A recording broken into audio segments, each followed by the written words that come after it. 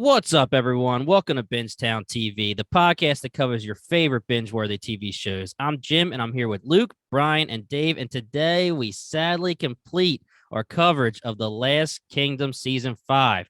Previously, we covered the pilot, Seasons 1, 2, 3, and 4, and interviewed Alexander Viam, who played Kjartan the Cruel, in Seasons 1 and 2.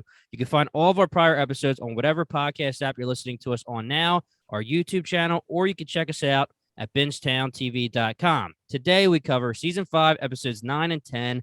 Our Last Kingdom coverage may be coming to an end, but we will be covering so many shows in the very near future, including Peaky Blinders, The Boys, and potentially shows like Moon Knight, Stranger Things, and The Wilds. So if you want to be updated when our next episode drops, please hit that subscribe button on your favorite podcast app or on YouTube. So let's fucking talk about it, boys, because this show is done with the exception of the movie. And this was beautiful, man. It was so good. It stuck the landing and everything that happened, except for I have one caveat that we'll talk about, but everything that happened was pretty damn fucking satisfying. All of our characters ended up living, which was the biggest shocker Oh my of gosh. them all. But Yep. you know, we got Uhtred of Bebbanburg at the end. Like, you can't complain. It got there so organically. Everything made sense. And finally, like, watching Uhtred cry multiple times throughout this episode, just like right in the heart, man. To be honest, when I started 10, I was like, I feel like there's so much we need to get resolved in this one episode. And like the episode's going and it's a lot of action. I'm like, where are they going to go with a lot of these storylines? But you nailed it, Luke. I think they stuck the landing perfectly. We found out that, of course, this was never a doubt in our mind that destiny is all.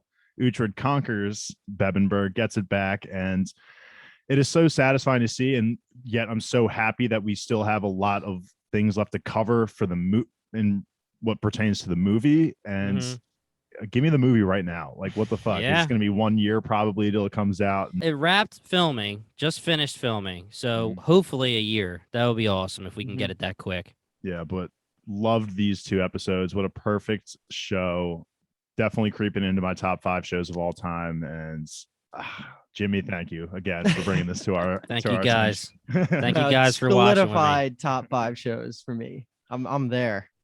Yeah, I would agree with that. It's totally in the top 5. I'm gonna have to rewatch it and decide where it falls in the top 5. But just to reiterate what you two have been saying, I felt like this was just the perfect ending to just an epic story of Uhtred. I love that. I mean, Uhtred of Bebbanburg, but it seems like he's king of Northumbria now, and he kind of put Edward in his place at the end and said, nah, you're not that guy, dude. Yeah. And I love that he just got his home back. It was very poetic, and I just really love this show. They got out before it started to get a little bit stale, and I could have seen where it would have in another season or two, but my goodness, yeah, it was a perfect ending. And I think even the penultimate episode, 9 versus 10 was done very well, because at the end of 9, like, you knew it was heading towards war at Bebbanburg, but you really didn't know how it was going to play out. And it was just really well done. There's not many shows that give you the perfect / just great ending. There's so many shows, Game of Thrones, whatever, where you have this amazing show, the show you love, and they just don't stick the landing, and then it leaves you with a sour taste in your mouth. There hasn't really been any episodes in this 5-season run where we said, you know what, that was a bad episode. And there's a lot of shows that would be in people's top 5 where they would have an episode of that show and say, this was not a great episode. Mosquito episode, Breaking Bad.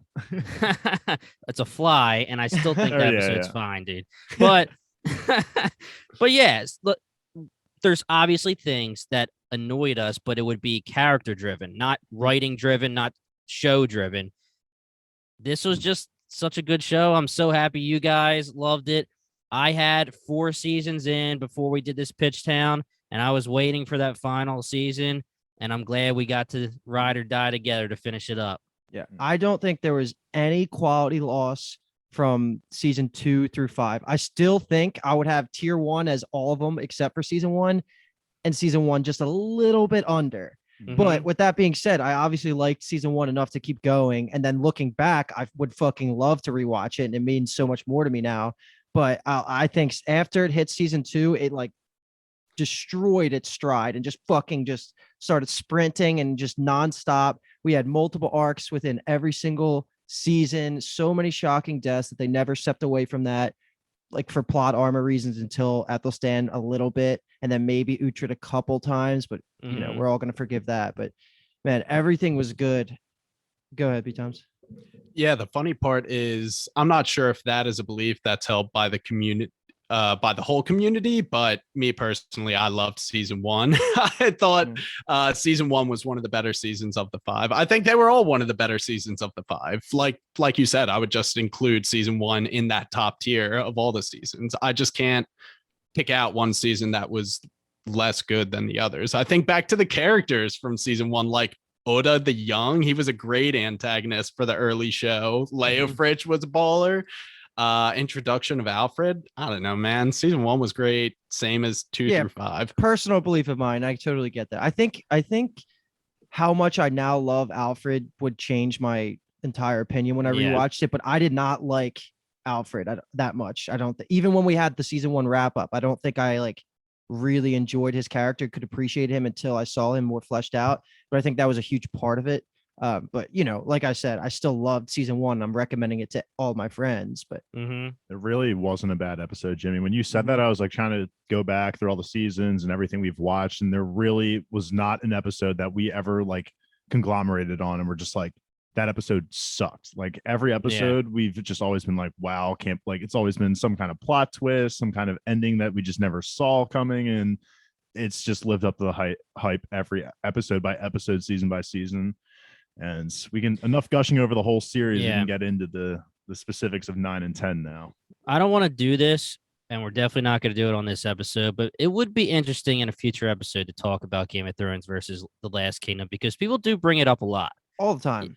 Yeah, they do bring it up a lot. And I was thinking it's so hard. And it's like, I still do like Game of Thrones better, I guess, through their prime years. Yeah. But The Last Kingdom has 5 straight phenomenal seasons and ended great.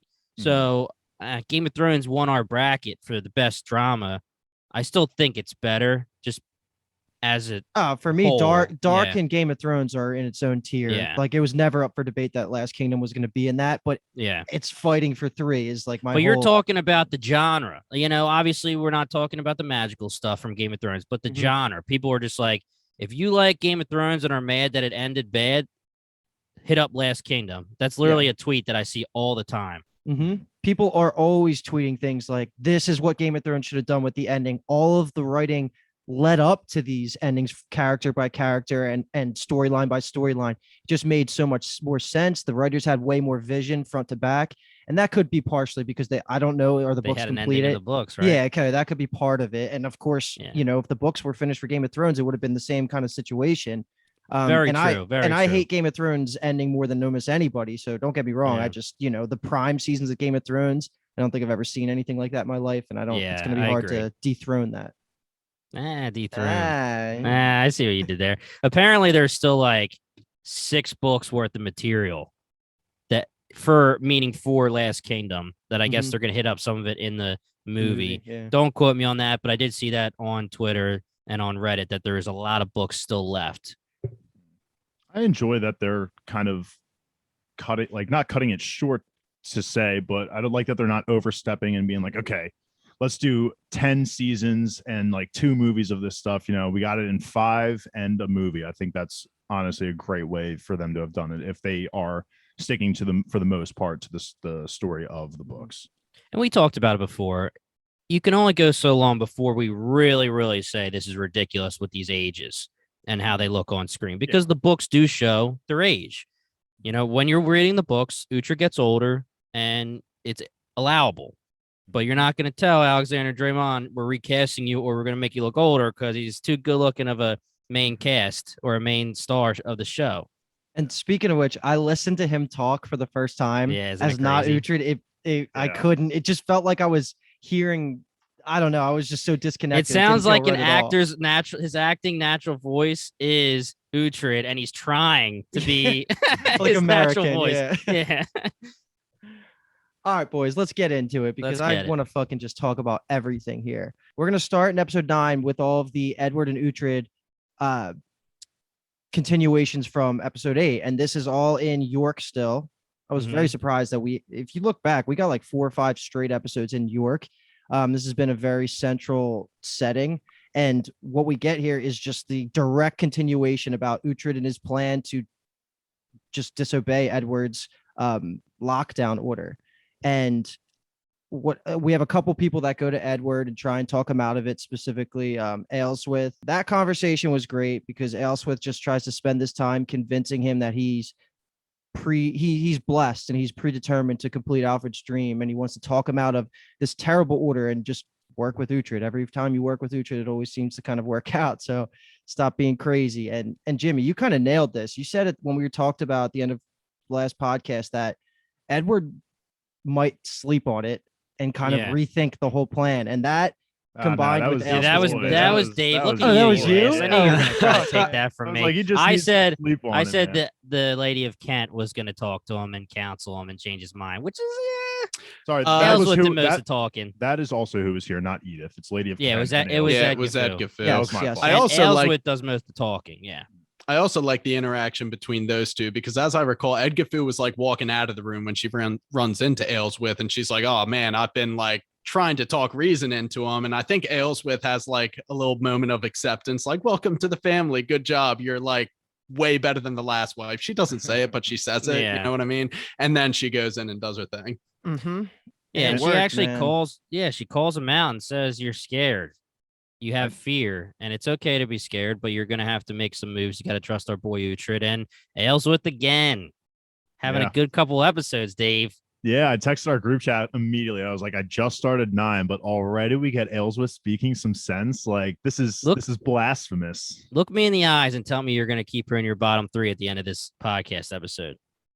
Look me in the eyes, Dave. I can't. I don't think she's trying hard for us. Yeah, damn right. No, she is really trying. She might be number 4, but she's not top or bottom 3. I'm with you on that. Yeah. The writers just decided to leave the best, just like lasting image of Aelswith because it's so hard to separate recency bias from the rest of the series because her last like 5 episodes are just straight money. It's easily her best scenes, and like this is a plot mover. And then again, when she goes to talk to Siora later this episode, 2 insanely important moments that are just pinned on Aelswith, and they happen in the fucking last 2 episodes. Yep.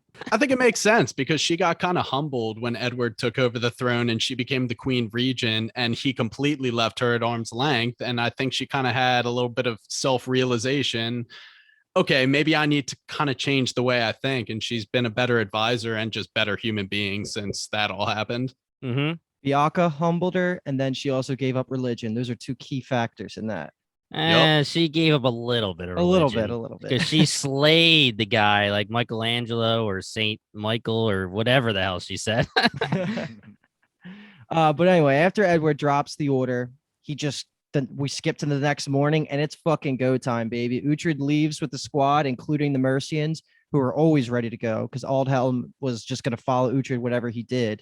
Yep. And then we walk right outside York, and we just see this whole army ready to go. And then Edward turns and looks at Uhtred. He goes, "To Bebbanburg then, Lord Uhtred?" And it's just so fucking hype. And he gives his little speech. Everybody starts freaking out. That was just such a good moment because... Brian, how did you know that was going to happen? Bro, it's the trailer. Nobody should watch trailers. Trailers are getting to a point where they're not like teasers anymore. It's just like, this is going to be the plot of the entire season. Are you in or not? It's like, all right. Yeah, and also Marvel is starting to make their trailers just purposely red herrings, changing things in orders and stuff, and you're thinking one thing's going to happen. It's totally different. So is it even worth to watch? But just get you pumped. But at the same time, the Spider-Man trailer, the most recent one with Spider-Man No Way Home, that spelled out the entire plot. I was like, okay. Yeah, and whatever. We're not talking about Spider-Man. They decided to CGI'd out the other 2 Spider-Men instead of just showing other scenes. But again, we're talking Last Kingdom here, guys. Tell me how. Oh. And I was gonna say, I love Aldhelm's response to him saying to Bebbanburg. Then what does he say? He's let the king have his moment. Yeah, let them have. It's so funny. And Uhtred's just like, if it is your commands. How did he get outside the grounds? Did he like sneak out just for dramatic effect? He's just like tiptoeing Yeah, out. right. He's like, all right, guys, let's get out of here. We want Uhtred to see us. Do a big to Bebbanburg, Uhtred. Yeah, the boys of England are ready. Future England. And it's also in this scene where does he not say I'll need someone to rule the North once we hold down Bebbanburg? And that's then Uhtred gives his speech too. Yeah, he's talking about Uhtred holding down the northern borders of Northumbria at Bebbanburg. Yeah. Mhm. Yeah. But then it kind of just skips to them being relatively close. I don't know what the distance between York and Bebbanburg is, but they're like 5 miles out in the next couple of scenes. So they're getting there, right? And that's when Sick Trick off screen went and did some scouting, comes back and says that he saw King Constantine arrive to Bebbanburg early with like a boat full of men. So the Scots are moving, but he also goes to say like it was only a household guard's worth, like the army is lagging behind, and that causes all the conversations and urgency for Uhtred and Edward, and they both take it in completely different ways. And of course, Uhtred's right. Yeah. Of course, always. Yeah. Yeah, Well, Uhtred. I mean, at the same time, though, Edward needed to get his army there at the time, or else the Scots would have beat them. Well, right? what I'm saying is that Uhtred guessed that it was the king trying to secretly join Bebbanburg, and Edward tried to say, as a king, I know that he won't do that. He wants a grand entrance. So that was how their plan went, and it went that way because Uhtred said, all right, fine, Edward, you can have this. And of course, wrong. Mm-hmm. So I'm going to say like 4 quick bullet points that are going to be like the next 5 scenes, and we could just talk about it all because it kind of flows pretty quickly here. Once Uhtred gets that information about King Constantine showing up and he feels the urgency, what his whole plan is to, as he always does, take like a few key members, only 4, because 4 is how it always works. And he's going to substitute R.I.P. Aelswith for Peerlig this time. Yeah. And he has a plan of, he said there's a dangerous way to get into Bebbanburg. And of course, he's speaking about Hild and the nunnery. And then we get all of those Hild and Haesten scenes. So this is the time. Let's talk about it because Jesus, I was so happy to see Hild's face. And just, oh, yes. fuck yeah. And Haesten's beautiful face. And he doesn't look old, Dave. He looks nice and clean cut. He looks old. Hild No, he doesn't. He looks old. Hild was great to see, though. I was so happy. I knew it was coming. Obviously, we all knew it was coming, but it just it's a different experience when you actually get to watch it happen. And it was just so reassuring. Uhtred cracks a smile, of course. Hild is happy. Love to see them two be happy together. You know, she's always been too good for God. We know this. And yes. I wish he said it. I know. Yeah, I he should have know. said it. He should have said it. But she'll be in the movie, though, so he could say it then. Yeah, I was a little worried that I knew Hild when like she was going to join the crew secretly, no matter what. I knew she wasn't going to just lag behind. But I was a little worried for her, especially when Haesten goes down. We'll get there, but I was a little nervous for Hild joining the squad up again. Me too. Yeah, and she Not told as nervous Uhtred as she I was wouldn't. for Finnan the whole time, but yeah. But dude, it was everything to me when Uhtred shows up and she immediately thinks that he's there for the hidden son. Yeah. He's Not way ready too- yet. He's not ready. He's Not not ready ready. yet. But when he says, I've come to Bebbanburg, Hild, without skipping a beat, says, is it the time? And she just Yeah. looks excited. Like she knew this because it's destiny, bro. And Destiny's all. she knows it just too. is so powerful. This like brotherhood that Uhtred bonds all of the people that follow him in. And they all know, like anytime Finnan's talking about, like, I'll follow you wherever you want, but like Bebbanburg, like, let's fucking go. You know, it's just so great to see. And Hild never lost that, even though she's been off screen for a season. She literally has been off screen since the first 2 episodes of season 4. And she fucking knew what Bebbanburg meant. She has been gone taking care of our young Arsling for 2 seasons, pretty much.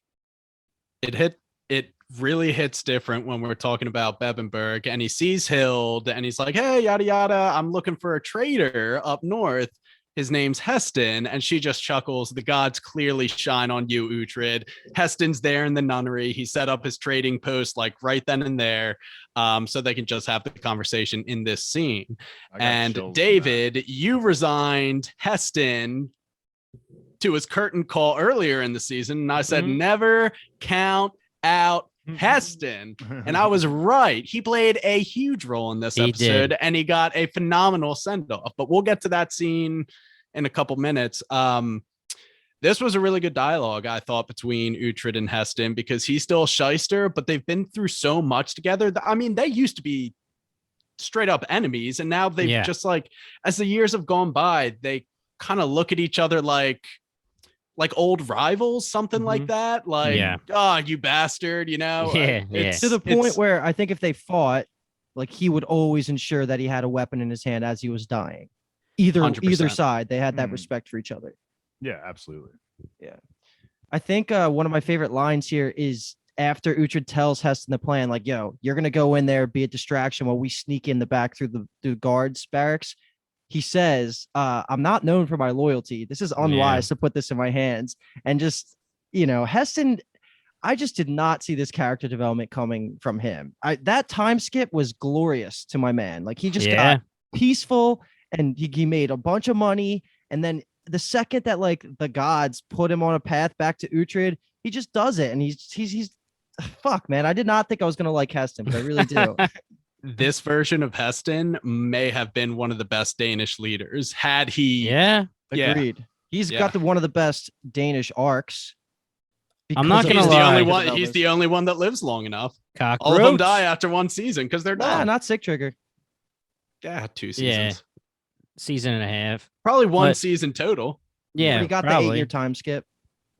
He so did Haesten. 8 years. Haesten just is a cockroach. He's been around forever. But Haesten may have taken himself out of my bottom 3 by doing that. And when I say bottom 3, we'll have to discuss this later, whether it's like who you think bottom 3 is by character or by, like, you don't give a shit about them as a character on the show. Because Haesten I liked as a character a lot, but I think he's one of the worst dudes on the show until season 5.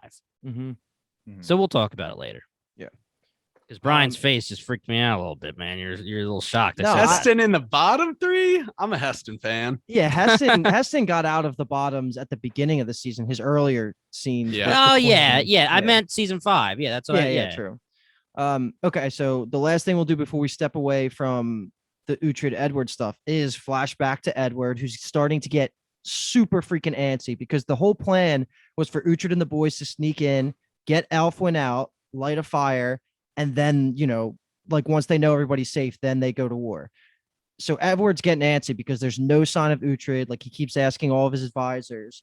And then, like, he just says, all right, we're doing this. I don't care. And, like, background characters are talking. So basically, you got to take away from this that Edward is so antsy to get revenge on Ethelhelm that he no longer cares about Uhtred, Aelswith, or Aelfweird.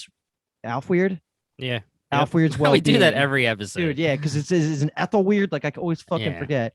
But then this is where we have that quick conversation about where Aelswith, talking to him earlier, might have gave him a little bit of false confidence that he is blessed. So it did backfire a little bit. But other than that, Edward's starting to make moves. And this is when Aelswith decides she's going to make her move. Yes, Aelswith and Edith. Got to enunciate there.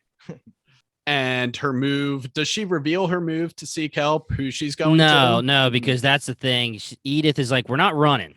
I'm not going to run. Right. I'm going to be here for the wounded. And she's like, listen, we are going to do this to save everybody.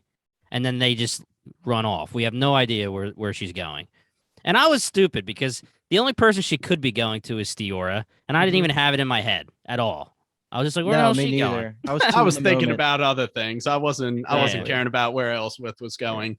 But Luke, where did you want to go next? Because this might be a good time to catch up with Uhtred and them rock climbing, and then kind of just going. So that's going to be where we're going to pick back up with them, and then it's just going to kind of flow for the whole rest of the episode. So I just want to catch us up at the state of Bebbanburg itself, because we see that Whitgar has no faith in all of the plans that Ethelhelm has going on. He says, like, there's no fucking way I'm leaving this fortress. And Ethelhelm, he wants to stay, actually, right? Ethelhelm is trying to tell the king, Constantine, to wait out the siege the whole time. Yeah. So the king hasn't shown up yet, though, right? We haven't gotten to that scene. Yeah, that's like right here. This is all so happening. I think right now he's still trying to stay in Bebbanburg. Okay, so yeah, you're right. So Ethelhelm wants to wait for Edward to get scared by the alliance with the Scots. That is happening here. And then we're also getting glimpses into Aelwith almost doing the Tom and Lannister treatment, right? Did you think for a second that she was going to step out of that window? I totally thought she was going to do Really? it. I really thought I didn't think so. I didn't think she would. I just the conversation from the last episode when he was like, "Well, just do it," and she just had it in her face that she would never do it. Yeah. True. Yeah, and I think going back, Luke, to what you were saying, I'm pretty sure the plan was that the army was going to be coming up from the rear, and Ethelhelm wanted to stay in Bebbanburg and lure, like you were saying, Edward in, so he attacks, not realizing that there's going to be a whole nother army coming at him. Which is what And happens. That's exactly what happens because Uhtred says don't, and he does it anyway. Yeah. Okay. So we're good there. And then the only other thing before we start going through the whole back half of the episode is this final meeting between King Constantine and Aelwith, who is destined to marry him, like in that arranged marriage as part of the alliance. And I thought this was a great fucking scene. Yeah, I did not see this coming. Constantine. I loved the kind of perspective of Constantine we get here because he said everything in the perfect way you wanted someone in his position to say that to a character like Aelwith in this situation. I thought he delivered his lines perfectly, saying, even though it's kind of a dick move, but he's like, I will just never love you, which is honestly what Aelwith is dying to hear. Yeah, she's dying to hear she wanted that. So it's not a dick move, really. And he was being totally calm about the whole situation. I really loved how he handled it. Like, he didn't allow her to act out too crazily and just was like, look, let me just talk this out and we'll be good. You know? Do we have any reason to really hate Constantine? Because I don't even think of him as an antagonist at all. Like, I think of Ethelhelm as the antagonist, and Constantine he seems like a good king to me. He's just another king. He just so happens to be the opposing king. So no, I actually like him a lot. I thought his actor was great. He's a badass. He goes out into the battlefield, and he was the perfect situation for Aelwith, like Dave said. I mean, I don't think we could have won any more from Constantine. The only thing that I was wondering is, his reasoning is he says he has somebody that he loves as well, and he didn't want to soil that by betting someone of high class. But we know that when we saw him in the last couple episodes, he had, like 3 chicks in his bed naked when he came out into the room to talk to Ethelhelm. I don't think he said high class. I think he said a teenager or a child, something like he said high. Oh, okay. I thought he We'd said have like to high... review the tapes. Yeah, let's review the taste, dude.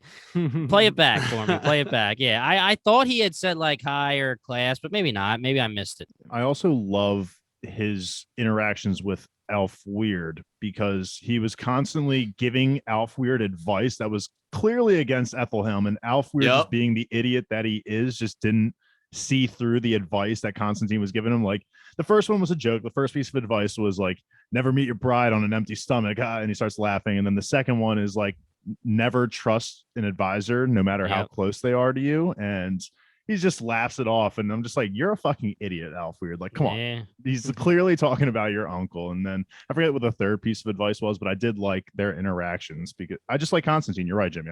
Now that we're talking it out, I like Constantine as a character. We're just so conditioned that every time we meet an enemy, it's usually a Dane, and they're all brutal, and they have this culture about him. While King Constantine's way closer to a Saxon.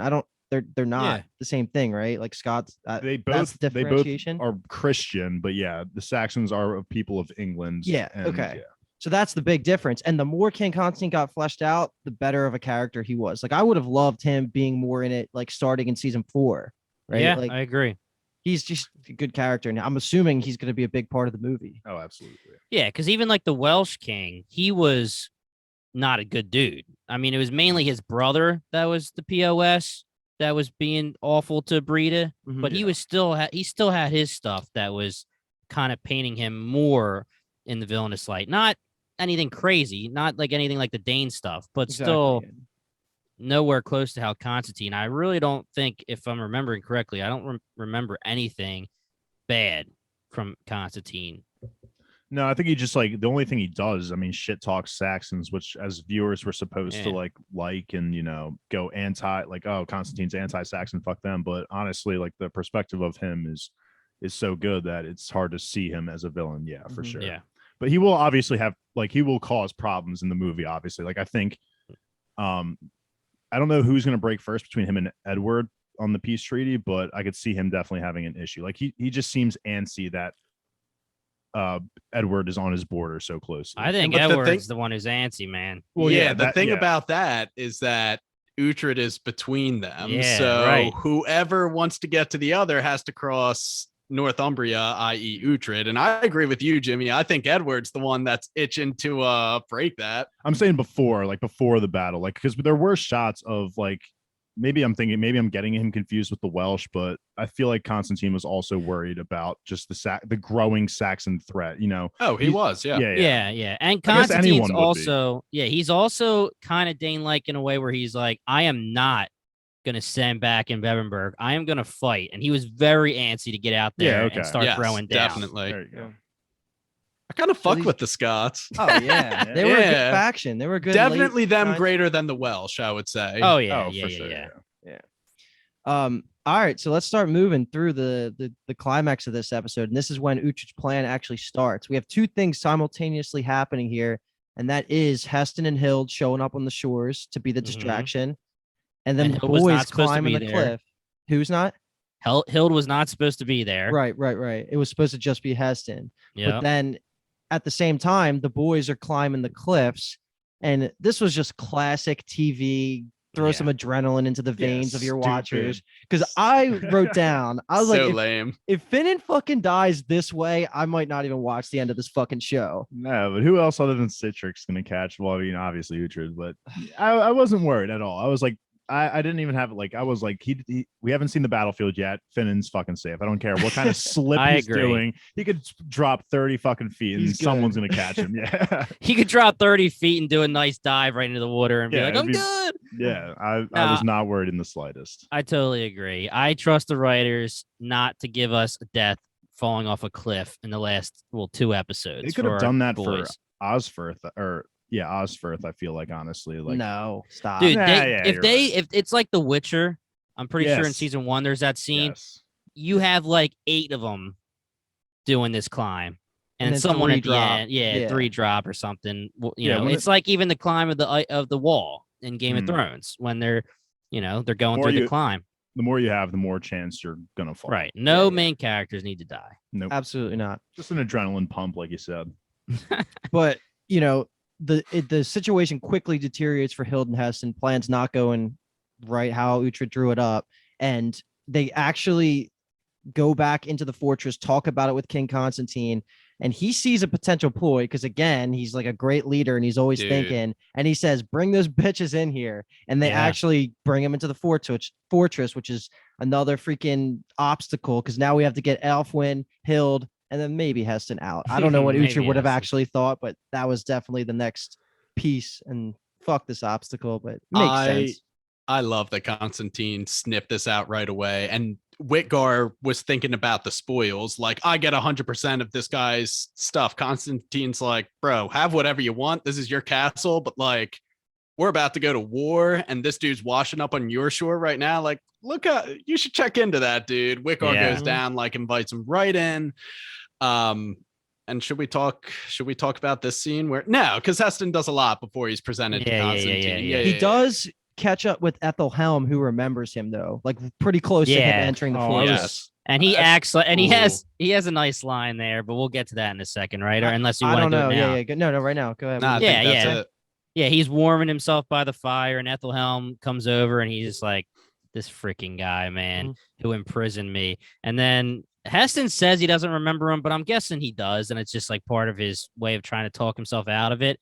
But then when he sees that it's starting to get bad, and there's a little fire in those eyes from Ethelhelm, he's like, all right, you know what? I'm going to, what does he say? He says, well, I've removed the icicles from my balls. Yeah, exactly. And then starts to walk away. When Ethelhelm showed up and like recognized Haesten, I was like, Haesten's not making it out of here. Oh, yeah. But it resulted in nothing, right? What?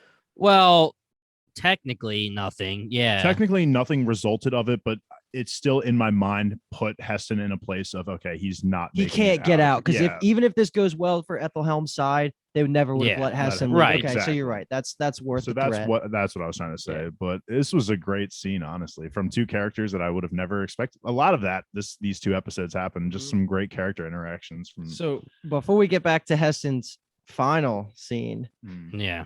couple things are happening because we got Eddie's just starting to act up now. Like he's just fucking out there, like gearing up. He doesn't care about Eddie. I was like, for a second, I was like, Yeah, who the hell what? are you talking about? It took me a sorry, second King to- Edward.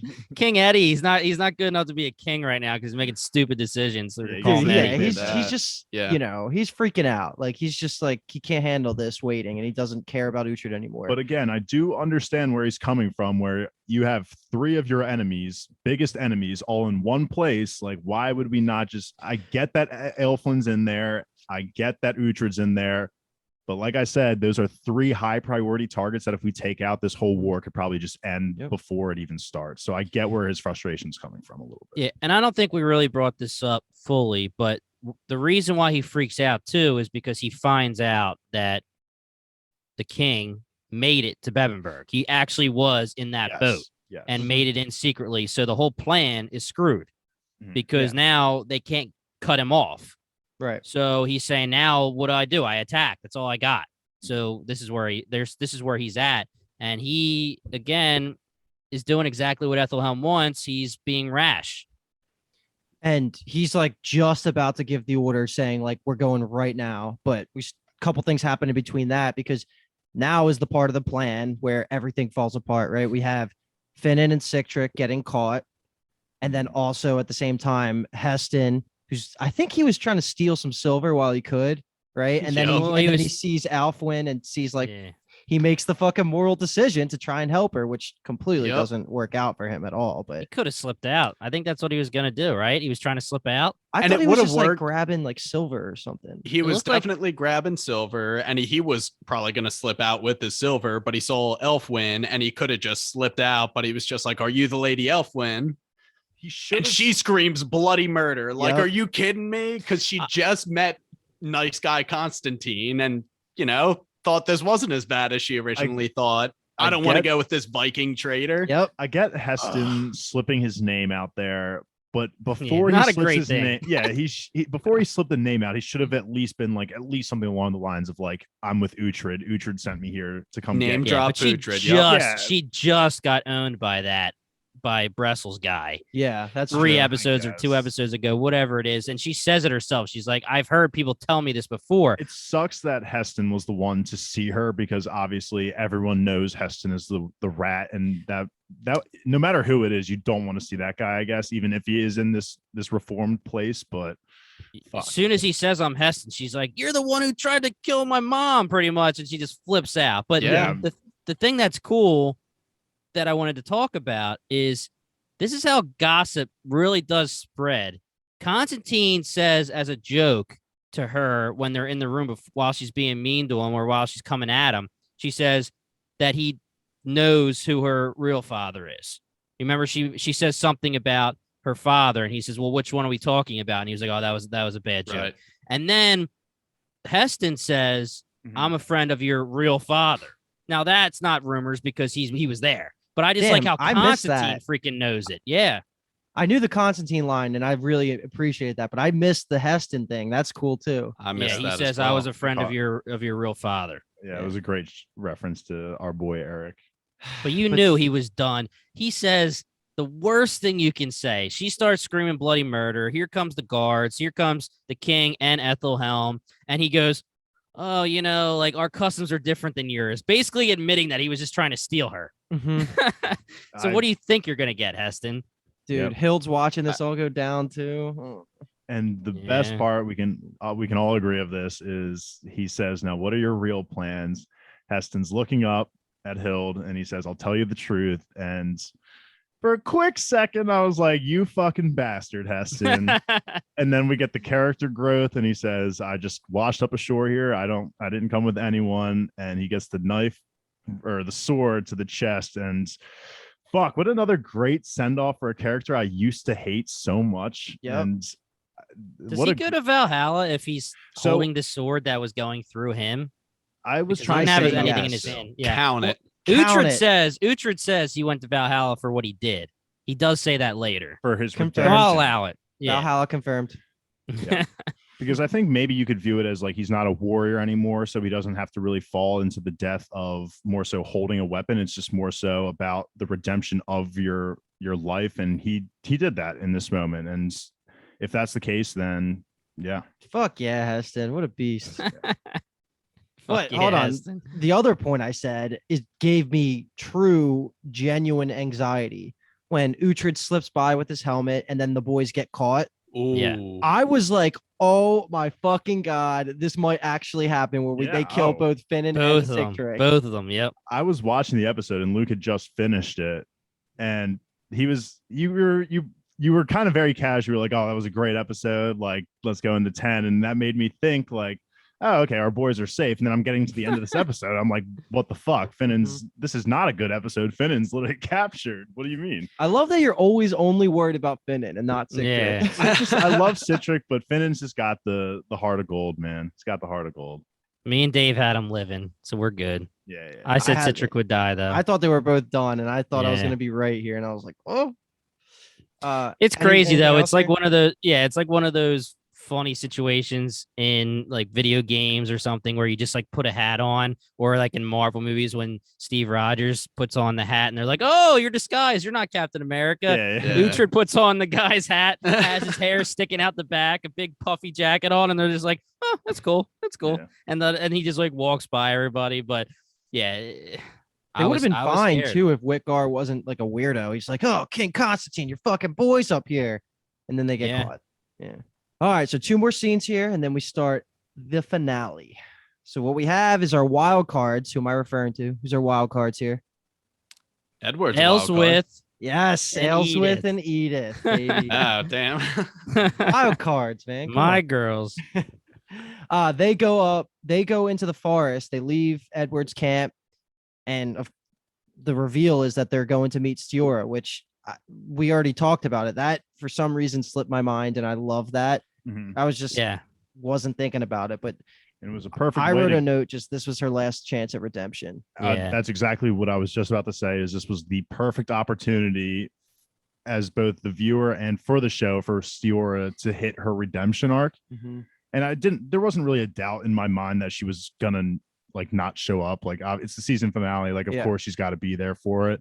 But it was a great decision by Aelswith and Edith, who honestly were probably like the low key MVPs of these 2 episodes because of this action. Like if they didn't do this, Edward no longer exists, Uhtred doesn't exist, all of those characters are dead. So low key MVPs of these episodes. The wild cards.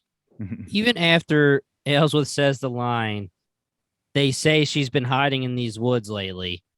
Still for some reason, Nope. Stiora didn't even pop in my head. I was like, who is hiding? I was like, who is this? Weird. I don't know how we didn't catch it, but whatever. I just think that when it comes to Stiora, they did such a quick redemption, and it's fine. We wanted that. We wanted the flip, but they probably could have just not had her do what she did. Yes. Shoot the arrow, kill Brita, have her fight with Uhtred a little bit, but don't just like come at him so hard and then leave. All you had to do was do that. Say it's because you were too weak. Have him be a little bit mad about that, and just say, we're exiled. I'm a strong Dane. I'm first Sig Trigger, and I'm out.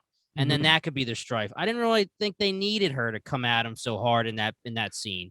I think they could have just left her a badass character through and through and not had any flip, because she was a great character up That's until. what I mean. Yeah. Like I wouldn't consider it a flip.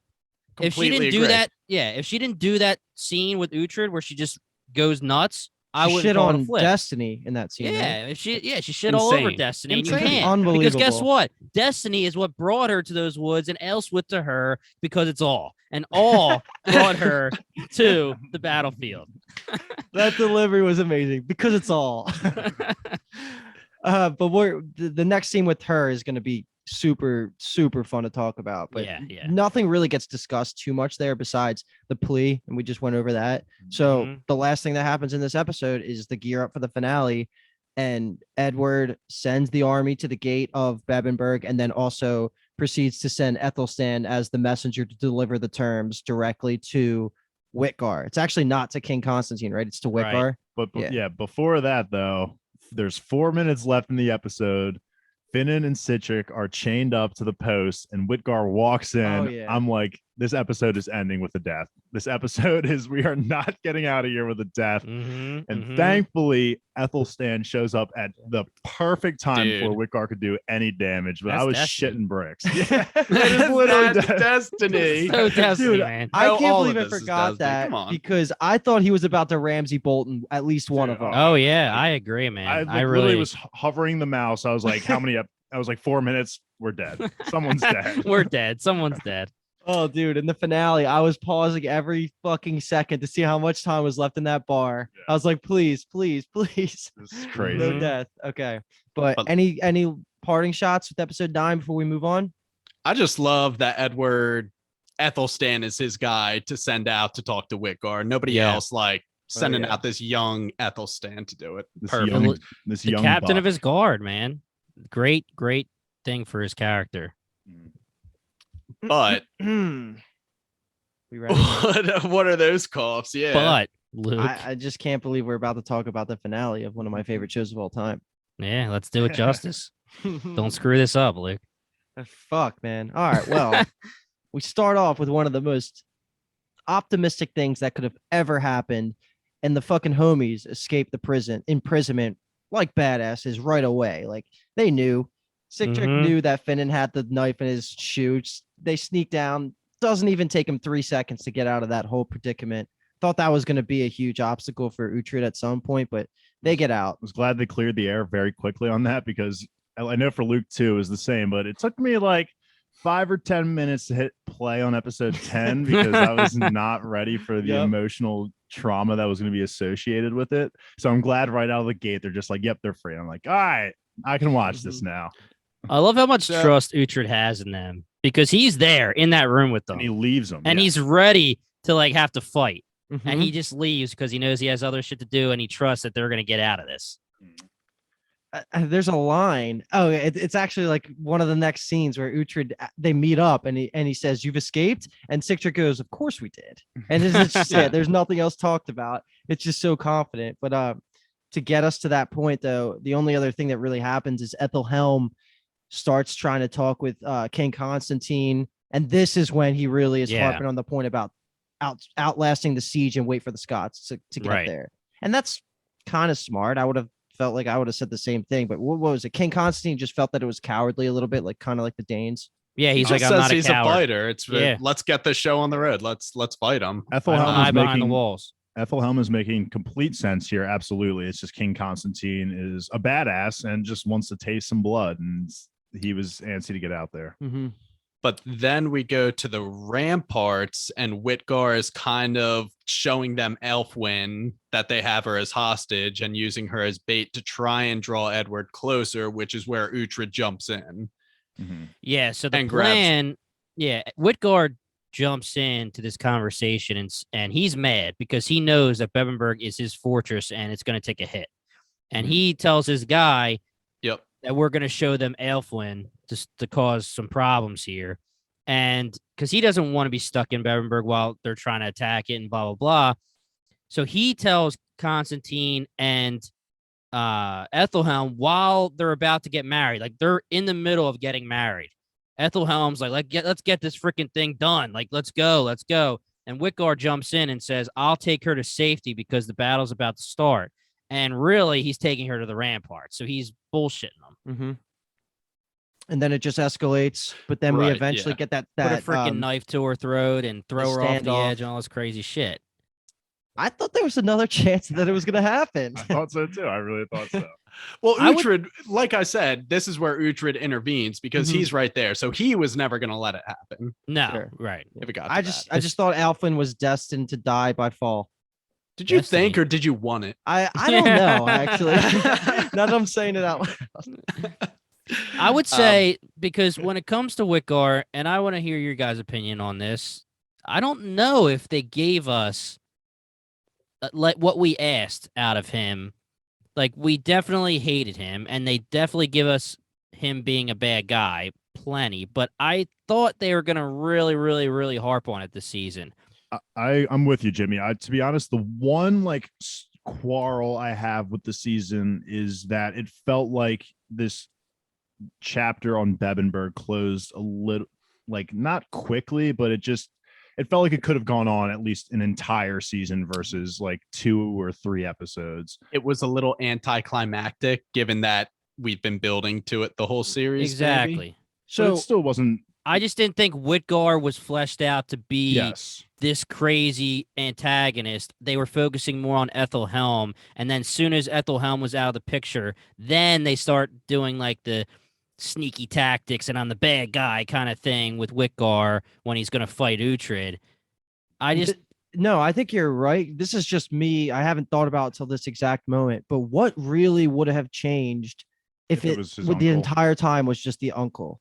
Like the uncle could have killed Bianca. The uncle could have been in the alliance with the Scots. No. I'm saying you keep Whitgar, just make him fleshed out more. Yeah, but I'm saying they're two sides of the same coin. I'm saying that they could have just if it was the uncle the entire time up until the death, it would have like you wouldn't have needed to flesh out Whitgar. It would have just been the uncle who we've hated since season 1. His uncle hated the Scots, though. That's what I'm saying. That's the obstacle, I guess. So I don't think he would have grouped up with Constantine. I honestly feel like if he would have thrown Aelfwin off the edge or killed her, then that might have pushed it to be like, all right, now I freaking hate this dude so much. He needs to die. They did plenty to say he's a bad guy, but I just didn't think he lived up to the final villain of the Last Kingdom. I'm with you, Jimmy, but still not like it wasn't a bad character by any means. But no. I'm with you a little bit that it could have been a little bit more fleshed out. The scene did hit though for me. Oh, absolutely. I'm saying the scene I'm talking about is when the Scots alliance is happening for the first time and it flashes to Whitgar. That was a cool moment. Yeah. But you know, I mean, I'm not going to complain too much about it because so much other good shit happened. I think Ethel Helm was the big bad for this season. So I think they did a great job of building him up. And they did. I had a lot of hate for him. So I was okay with Whitgar not being overly hateable. Yeah. Okay, that's fine. So after that whole interaction on the ramparts, we have like the sprint throughout Bebbanburg and Uhtred meets up with the boys and then also Hild, who then proceeds to tell him about Haesten. And we got that conversation covered a little bit. And then this is when the real like highlights of the Last Kingdom, just crushing it with battle sequences starts because the war is like full on. All of Edward's soldiers are trying to batter down the front gate. Like they're taking casualties. We have the whole burning of the burning oil that they're dumping on people, the arrows. I think that would be like one of the worst ways to die. Oh my gosh. So agonizing to watch. And when they're just dumping that hot tar oil, whatever it is, onto those people, my God, I'm sitting there thinking like if a splash of that catches you, your chances are you're just going to burn alive. But I will say also that when Aelfwin gets loose from Whitgar's guy and Uhtred says run, I was like, I dare don't you run to the roof and jump. I was like, I dare you to run to the top of the fucking Bebbanburg fortress and just see what happens. I dare you. And then Brita shows up and she's like, just jump, the gods will save you. But at this point is when it's just like a back and forth. You're seeing Edward not really care, and they're focusing a lot on Uhtred Jr. watching Edward not care. He's kind of like cold to this. He just wants it done. And then you get the first sight of the Scots army like starting to make moves. They're starting to actually approach the battle. Right. And then it's time for the new plan. And of course, our boy Uhtred, always just quick thinker. He's ready to go. And so he wants Hild to go find Aelfwin and then sneak away to Pier Lake by the Sea Gate and get the fuck out of here. And like this part genuinely made me think, all right, Hild's dead. She's gonna fucking die here. And it was just like, I actually didn't. I was like, if it's just one guy, I was like, okay, Hild's gonna be fine. She can handle it, and she does, obviously. But the badass came out. Yeah, I felt really bad, of course, for her because she had spent all those years trying to move away from fighting with a sword and killing people, and you really see the despair on her face when she does have to take another life. It's when the rest of the guards come in, and I'm like, that's quick second. I'm like, now she's dead. So explain that plan to me because I didn't. Yeah. Totally so get that. This is where we need to talk about if Edward is a good king or not, because they literally say a million times, if you fall for this trap, you are a dumbass. Ethelhelm, the king, Constantine, they're saying Finan says it. Uhtred says it. Yeah. Uhtred says it. And, Uhtred obviously says too on the ramparts, like, no, he's not coming. Is he really? He's coming. They really baited him with this. So the plan was to make it look like they were bailing. Okay. So Edward was supposed to think, all right, shit's hitting the fan. The Scots are bailing. They're thinking we're coming in and they're scared. So let's just finish it off. There's not many people left in there. Let's just finish this thing off. But really what's going to happen is you're going to blast through the gates. They're going to be there waiting for you. And then the Scots, his army is behind them. And then they're going to get sandwiched in. And it's exactly how it goes down. What do you do though? Like, would you have taken? I feel like I would have taken that bait probably. Just Young Uhtred says, "Don't do it, man."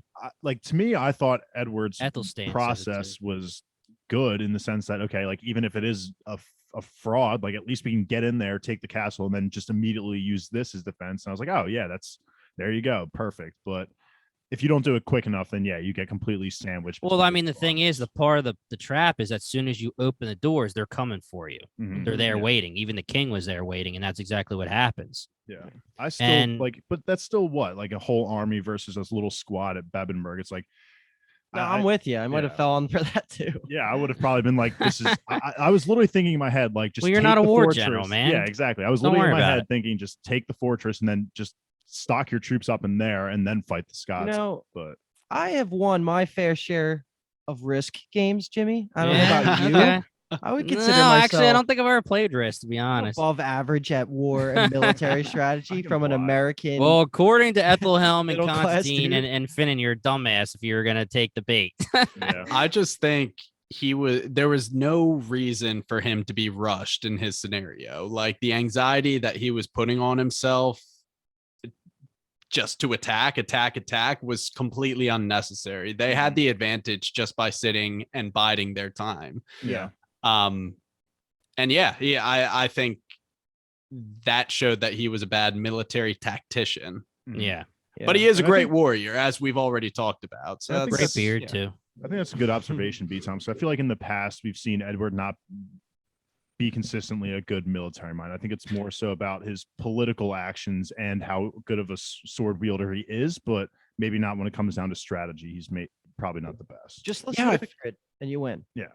That's the thing. Yeah. Listen to Uhtred. Uhtred said, I'll give you the sign. Why would you not trust him? Mm-hmm. Gotta wait for Uhtred, man. But anyway, I don't want to go past the fact that our girl Hild whooped some ass. We got to talk about that really quick because I was mad that she's there with Aelswith and the guy comes up to her and she almost looks like she's not going to be able to fight at first. She looks like she's going to be like getting beat up. And the first move, she kind of gets thrown around. I'm like, no, Hill's a badass. And then all of a sudden she's just like, whoom, whoom, whoom, whoom, takes his ass down. It's been a decade awesome. Since she's fought. So. Yeah, but she's the bee's knees, man. Too good for God, baby. Too good for God. For God alone. Yeah.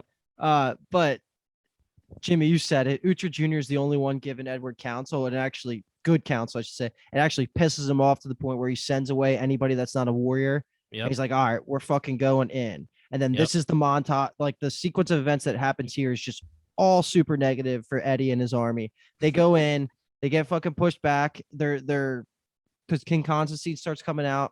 Wait, real quick. Let me just shout out the prayer he does beforehand when he's just ready to go. I just thought that scene, that shot was really badass when he hits the knees and he just like is praying to his sword, and then they open the gates and he just comes out swinging. It was so dope.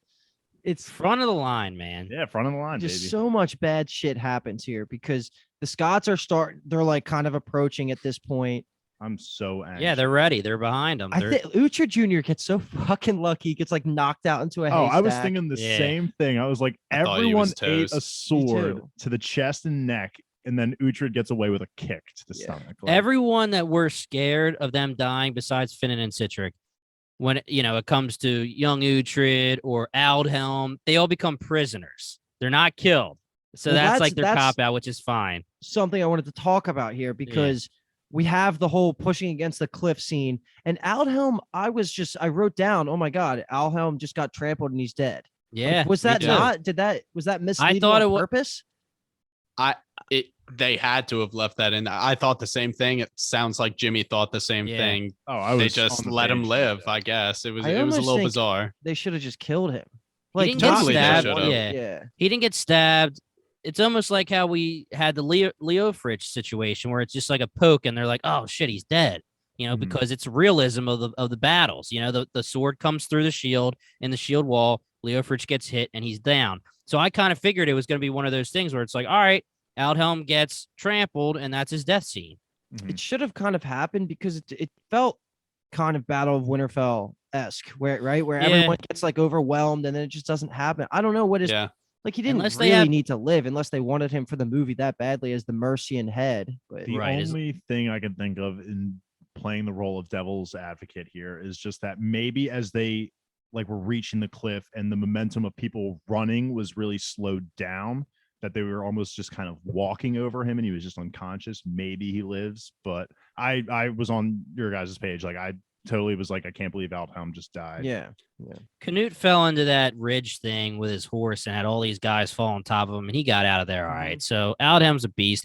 They must want him for the movie because he didn't even have, to me, a great ending with Aelfwyn that I was expecting. He didn't save her from anything, and at the end, you would think she'd jump on him, give him a hug, and be like, "Oh, you're here," but And really, he she didn't kind of like nods at him and goes to the boyfriend.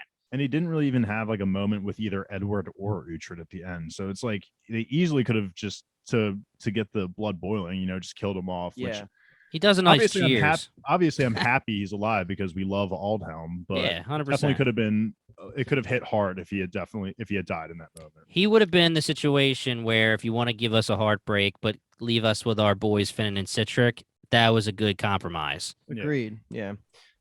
That was one of my bigger complaints of these two episodes was the lack of death, but like not in a bad way because it wasn't like Game of Thrones back 2 seasons. It was just Right. more like they just kind of just put the plot armor on a little bit heavier for these last 2 episodes. They still killed this season. Mhm. It's Oh just, yeah. I don't know. I felt like that was a little bit off for me. but Yeah, no, Game of Thrones is more like not realistic plot armor kind of deal, except Ethelstan in Last Kingdom.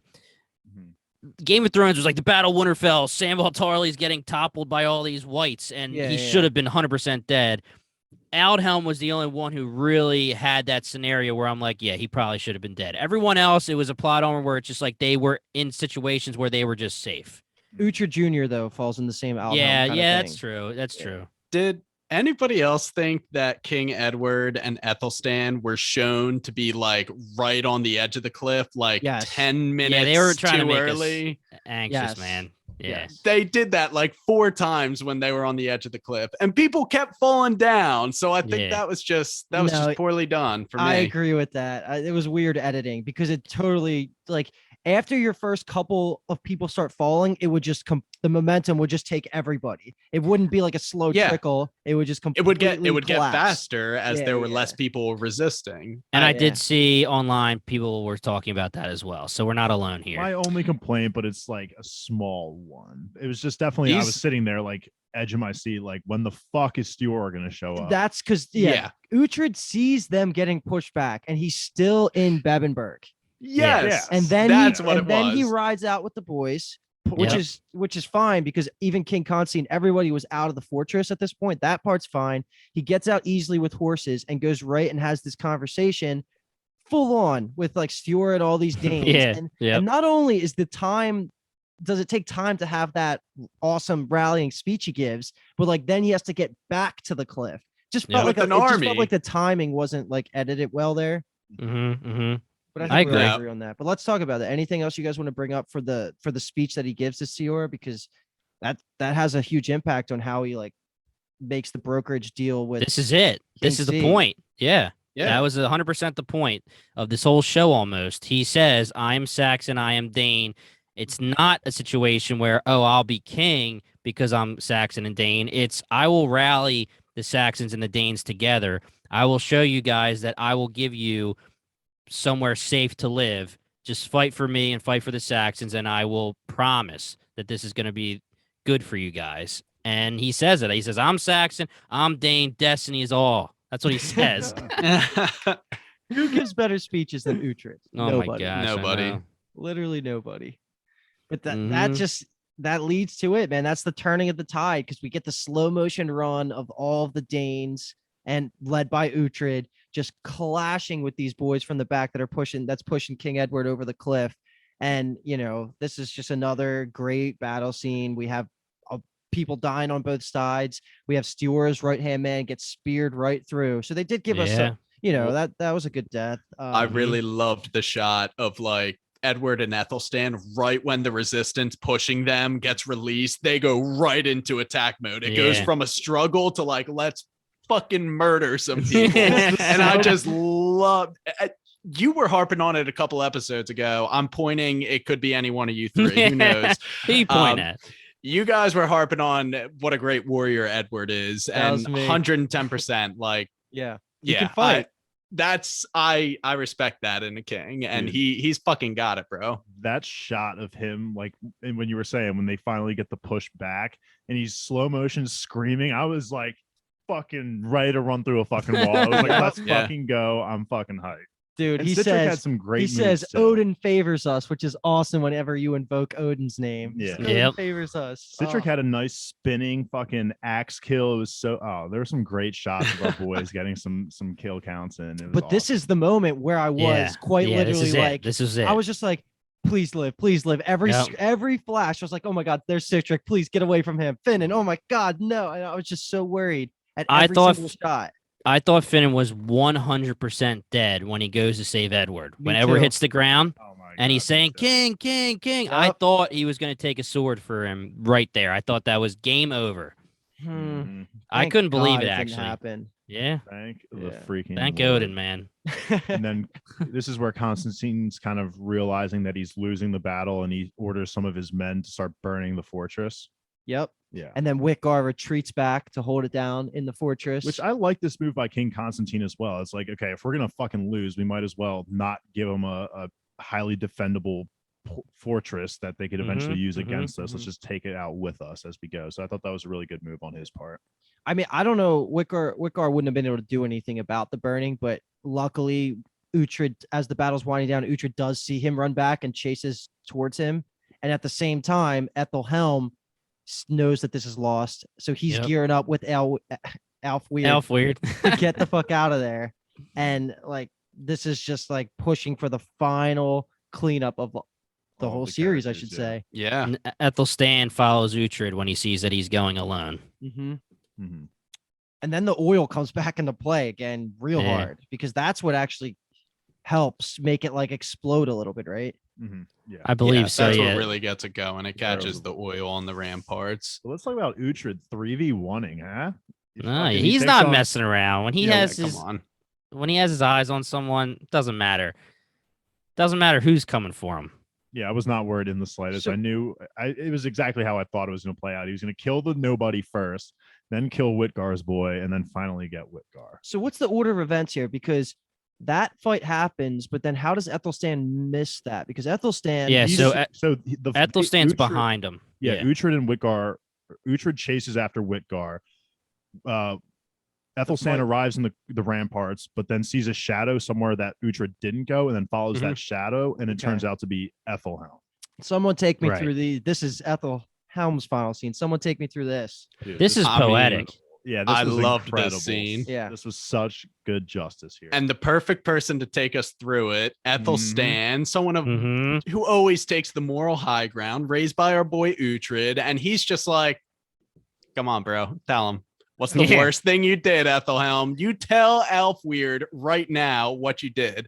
And he's trying to like beat around the bush. Ethelstan's like, enough of this, dude. Just tell him you killed the queen, his mom. And he finally has to come clean to the last person sitting in his corner, Aelswith, who takes till literally the final second of the series to finally get it. And I mean, I have a little bit of sympathy for Aelswith, if I'm being honest. He's not a bad dude. He's not a bad dude. He was following the advice of his bloodline, and someone with a trusted name like Ethelhelm. Objectively, we know how he conspires, but I don't know. It was the collapse of our biggest villain of the season, and I thought it was really, really well done. He finally has to come clean to his, like I said, the last person in his corner, and he breaks. And when Aelswith ditches him and says, I'm fucking done with this, leaves the room. Ethelstan essentially says, now you're going to have to answer for everything you've done. And I'm going to keep you alive so that you can see your world burn. Mm-hmm. And as soon as he turns his back, he says something like, make sure my grandson knows that I was a good person. Fat chance, bro. He just found out you weren't. And he stabs himself. Interesting way to go about it. Not the heart. He goes right up through the chin, which I have never seen before. That's like an Assassin's Creed fucking I also there. like how he didn't like grab the dagger and then like shove it in there. He kind of held it to his chin and like had that, he smacked the knife into him, because I feel like if you had kind of done it this, like the grabbing of the knife handle, you would, not that you would fuck up, but it would take it, you might live. Yeah, you might miss the brain, honestly. Like a smack, not like if you don't angle it right, you might just go through your nose and be like, oh shit, there's a blade through my nose. And the hammering of it just makes it quicker, rather than just like torturing yourself with like, am I going to do this? Am I going to do this? It's just like, okay, just quickly just pop that thing in And there. I can totally get behind this kind of death. It was so satisfying for me. His whole world crumbled. He was basically reduced to nothing, and then he kills himself. Like, that was satisfying. I love Ethelhelm's death was just like, fuck yeah. And the fact that it gave Ethelstan another reason to be the man, like, all in. And you're right, B-Times. I think Aelfweird, he was manipulated completely because he grew up under the queen and then Ethelhelm. Like, it would have been easy to be manipulated. He kind of had no world experience. Right. And I like that they didn't just make him like, he wasn't like a pure, just like evil. You know what I mean? Like, he has redeeming qualities, and I think he'll be in the movie. I don't really know, I guess.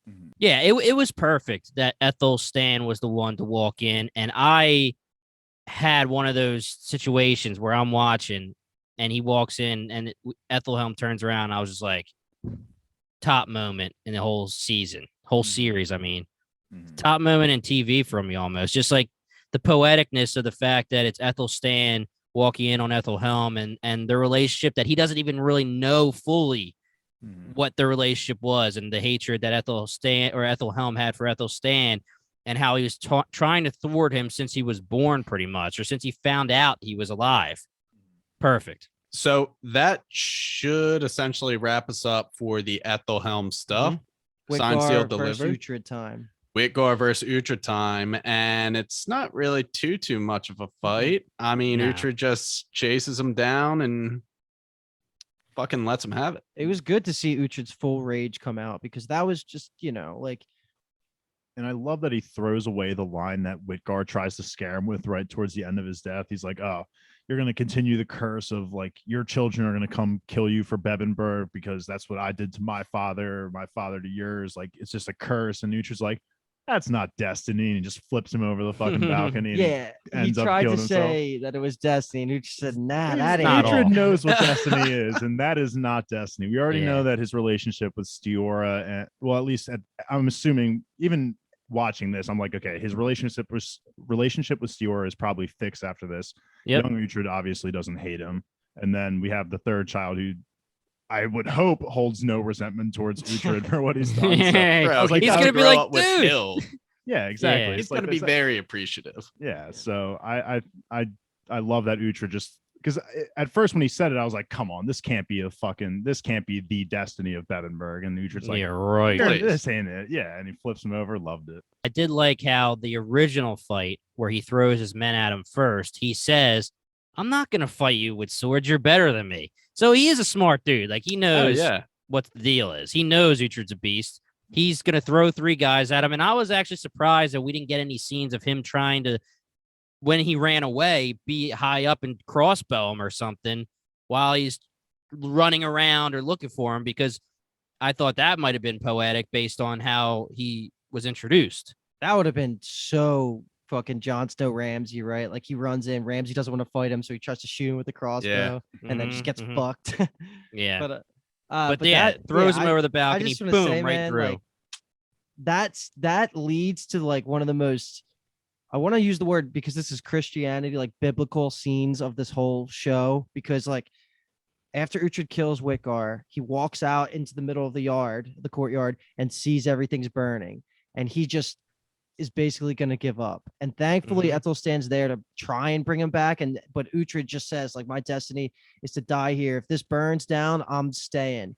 And then Yeah. like the skies just open up and Mhm. just start raining. And like if there are gods in this show's lore, this is them being like, yo, bro, Cutting onions. let's freaking go. I was man. cutting onions. This was probably the closest I got to crying besides that one scene. Because I've he mentioned does start before. to cry. Yeah. Yeah, but and then this is the I flashes of everything that's happened. I truly thought it was going to be like I honestly thought Bebbanburg was going to burn. I didn't think Uhtred was going to burn with Bebbanburg. Obviously, I thought he was going to live somehow. Like I thought Ethelstan would have convinced him to finally leave Bebbanburg, and it would have been burnt. And I would have been not disappointed, but I would have understood it, I guess, if they had let Bebbanburg burn. But when the clouds come in and it starts raining, I'm like, this is absolutely just the most poetic thing I've ever seen in my life. Just we've always been tested throughout this whole series. Is there God? Is there gods? Are there gods? Like, if so, is like, who is it? And this just completely brings us full circle. And like the gods have definitely been shining on Uhtred this whole time. And wow, what a fucking ending. But no, this isn't Not where like the we don't end. get the flashes yet. That's when he's crying Yeah. later. Yeah. But Oh yeah. But dude, yeah, But real quick, Luke, the Bebbanburg. this is like Spartacus, man, the bringer of the rain. yes, that That is was the actually epic scene. exactly what it feels like. Mhm. Beat me Ugh. to it, man. I thought of that immediately, but it was so perfect. I was in the feels, and honestly, I would have respected if they ended. Well, no, it would have sucked, but like I would have respected Uhtred if it did burn down and he went down with the ship. That would have been a good destiny. Yeah, I was just like kind of theorizing like what's going to happen because I thought it was going to burn down and he was just going to Yeah. leave Bebbanburg being the ending. I didn't think he would have died there, but I didn't think Bebbanburg was going to make it, and that was amazing. That was a good twist. Mm-hmm. I'm glad I wasn't the only one that thought Bebbanburg wasn't going to make it for a second. But this is the exact moment where I was just like, oh my gosh, our boys lived. Yeah. Our Yeah, boys I was made like- it. made it through. The battle is over and they made it. Yeah.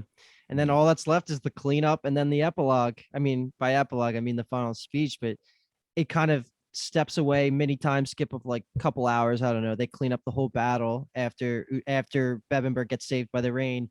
And then this shows King Constantine showing up to Bebbanburg with the hostages he had taken. And then that's the Mhm. reveal that he had Aldhelm, Uhtred Jr., and Alfwin's love, Sinleaf. Kinleaf. Kinleaf, yeah. Yeah. And they do the whole Ethel trade. Leaf. Yeah. Ethel Leaf. Oh, crazy, dude. The three hostages are our main characters. Mm-hmm. Yeah. Yeah. Saying, yeah. But as he's walking by, King Constantine is walking by to go into Bebbanburg with the hostages. I really thought it was pretty epic when him and Edward have the No, it's when silent he's stare leaving. down for a It's when he's second. leaving.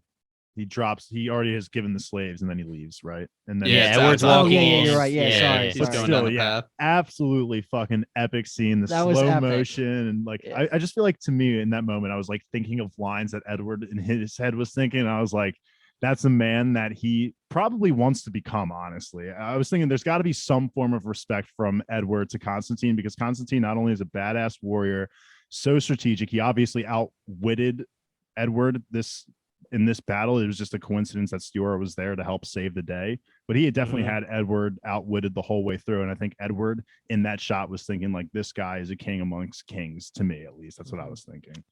Dude, so many good things happen here. I'm just smiling looking at my notes. Like Stiora, I wrote Stiora fully redeemed after this. Like, Yep. no more issues with her. Mhm. And just like Sick Trick and Finnan, they get a nice family hug there. Like they all just like hug each other after the battle, and Jesus. And then Edward finally arrives into Bebbanburg, and he vows that Uhtred is going to be the opposite of what Alfred did. He vows that he's going to be chronicled. He's going to be in all of the stories. He'll always be there next to Edward's name as being the guy that helped unite England. And then he also, at this point, agrees that the Danes will always have their peace, just to, appease Stewart and her whole army that saved the day. But And he says that Uhtred and all of his heirs will always control Bebbanburg. mhm. Mhm. And this is probably the happiest I was, is right here, like right at this exact scene, Yeah, probably. because It gets a little. I don't a little love shaky, the whole yeah. Edward Uhtred talk, and we're gonna Well, walk through that yeah. now. Yeah, well, let's rewind because we forgot to say that when the hostages were being transferred, the whole deal here is that it wasn't a fair trade. And Constantine's like, you know what, dude? While you're in Bebbanburg, we're always going to have an issue. And Uhtred kind of thinks that they're fighting words right now. And he's like, but for now, I'm going to take this deal and we're out. But he says, I want you to kneel to me pretty much. I want you to swear to me. And he says, well, I can't do that. And then there's that scene where he's like, all right, you know what? And then it kind of like cuts off. Yes. And that's where it brings us to this big riff. Mm-hmm. But before we get to the riff, should we? Yeah. Should we do So it? there are a bunch of things happen in quick succession as it's closing out the whole season. It needs to hit every character basically. So like the first thing though, this is the where one. it's time This for is the clap, one. clap, clap to J-Sping, Yeah, baby, shout because out we to have Jimmy. Hild and now Uhtred's third Yeah. living child, Osbert, walking on the sands looking at Bebbanburg. And it's time, baby. That's the next heir. He's like questioning himself. He's like, "You sure? Like I'm okay here?" And Hill's like, don't worry, you'll be plenty fine here." Yeah. And it's funny because we all watch with subtitles. So he talks first and it says Osbert. Osbert, And I was like, yeah. oh, Yeah, but kind of lame. now let me just say, I'm going to, I'll clap, but obviously Brian knows it's probably better than any of us because he's with me on the Marvel podcast episodes. And he always says I'm good for one good theory. But my whole thing is I'll throw like 20 out there and I might have one really one freaking sticks. good one, you know? Yep. So my whole deal here was, I'm going to pat myself on the back. But the truth is that I took the dark horse route, knowing that if I'm wrong, who freaking cares? But if I'm right, I'm the man. You know what I'm You saying? were the man. Yeah. You called it. So there we go. I would have bet money that you were wrong. Yeah. Yeah. I thought it made sense, but I did think it was dark horse. I did. Mhm. It surprised me just because I thought he was not only neutral about the name, he disliked that name because it was a reminder of his past. And he's very Yeah. proud to be. But now Uhtred. I guess I don't he's know. in- It was a good guess. But now he has to embrace Thank you, his sir. past because he's back at Bebbanburg. So it kind Yeah. of does make a little bit of sense. But Yeah. I guess he'll be a main character in the movie. It was pretty surprising. I thought there was going to be a scene of them meeting. So I was pretty surprised that it was only him and Hild walking up, and that was it. We get the name drop, and then pretty much she says that he will have some information about who the real father is, and that's kind of it. Yeah. Yeah. It would have been hard to write that scene because like, what do Yeah. you say in the last 5 seconds when you're meeting the son that they've been kind of hinting at? Right. I will say There's a though, time skip in the movie, then that would be a perfect like, oh, okay, Osbert's been settled in, met Uhtred, and is Mhm. now a badass, Right. Yeah. which I assume he's going to be. Yeah, YouTubers, people who have read the books, correct me if I'm wrong, but I do think that there wasn't a secret in the books. Like I think he was just named Osbert and he just existed, but I'm not positive on that. Have not read the books. I think it's just something I read on Twitter. So then we get a quick wrap up of 3 slightly more side characters. We have Alfwin, Peerlig, and Aldhelm all safe together. So that's kind of our wrap up of Drinking some Aldhelm. ale. I want to say is though, Yeah. real quick. Was anyone else shocked to see how gray Aelswith's hair was in this? Like maybe it was the sun. Oh, This yeah. scene. They've been That's doing next- it. Yeah, they've been doing it the whole season, but they're Okay, trying mhm. hard to make her kind of look older because guess again, m- she has to be 500 years old, just I like guess it Uhtred. must have been the sunshine because I like saw it and I was like, dude, I don't remember her having like that many gray hairs this season at all. But They definitely grade her, but yeah, I agree. I saw that it was a little bit surprised more me. prominent. She pops up right here too because we have Uhtred. One of the happiest scenes, in my opinion, is because he's asking Edith to stay. And Yeah. she's like, fuck yeah. And then Aelswith accepts on her behalf. It's like, yeah, we'll stay, but I get a nice room and right by the it sea. was funny. Yo. It was funny. I'll give her Boom, credit. boom, Yeah, it boom. was She's credit. number 5 on the bottom of our list Yep. now. Yeah. Another one is another quick interaction we get is Alfwin after seeing Alfwin with Aldhelm and Peerlig sees Kinleaf. Kinleaf. Yeah. Kinleaf. I didn't remember how to And say of it. course, she's just snogging Ethel- face the Ethel whole Leaf. time. Yeah, Like even when Snogging. yeah, classic Elfwin right here. Honestly, he just he went through a deserves it. battle for her. Yeah, He deserves 100%. it, He yeah. I mean, deserves he to wed. deserves And it. I was just Oh, yeah, saying, he's- that's the king. You got to pay your respects, though. You can't be yeah, pissing. yeah, that's very true. But this is back to what I was saying. I don't think Aldhelm got what he deserved. I think Aelfled should have Aelfled, right? Alfwin. Aelfled, Jesus. Aelfwin should have given him some more props. She literally just walks right by him. She gives him like a nod. Mhm. Aldhelm's whole motivation from the moment Ethelfled dies is Aelwith. So, Yeah, not the best of all these like final cleanups for sure. I mean, he literally is freaking out this entire season when she's gone. Like, we have to go get her. I made the promise, this and that. So I would have thought he would have got a nice send off with her. Yeah, we know Aelwith's ungrateful and just She's a young. kid. Yeah, she's young. Aldhelm was never in it for her gratitude. He was in it to honor honor. Ethelfled. Yes, please. Yeah. On that, please. Holy Yes, shit, dude. please. Thank you. You're welcome. He is in it to honor Ethelfled. Obvi. So wait, Luke. go ahead.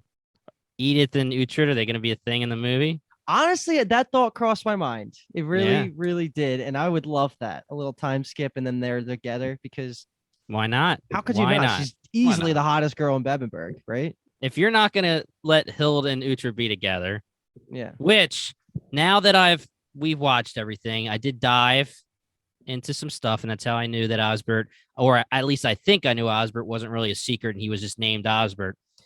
Hild and Uhtred were lovers in the books. Ooh. Yeah. Why'd they take that from us? I don't know. I feel like it was kind of did good for Guyland. I like that they kept it that way. I been friends love with the benefits. relationship. They I really do have did a love the great- relationship, though. Yeah, how I think it was. It was perfect as Yeah. just friends from the beginning, like just more like just best friends, honestly, more than Yeah. friends. Yeah, I agree. Well, yeah, No that's- words needed to be said at all, but thankfully they showed the shot as they're walking past all these people and seeing all these interactions. You got to show Finn, Sigtrygg, and Ethelstan just drinking, just partying it up, because you Yup. know, like, they are just the OG Uhtred, boys, Uhtred, and they are just Uhtred. partying for Uhtred and Osferth. They just know that they're just Yeah. passing it on. But no words are said there. But then this is the conversation. I kind of want to pass the reins over to anybody if you have it written down, because I need someone to talk me into this conversation, because this is the conversation. It's Yeah. Uhtred and Edward. And for the first 5 seconds, I was just amazed at how much happiness I got from Edward just like embracing Uhtred. Mm-hmm. And then this whole conversation happened. So if someone wants to take it, I don't know if you guys have detailed notes on the scene. So Edward is congratulating Uhtred, and he's saying, now that we're all done with this, I need you to swear your oath to me. I need you to kneel in front of all these people and swear your loyalty to me.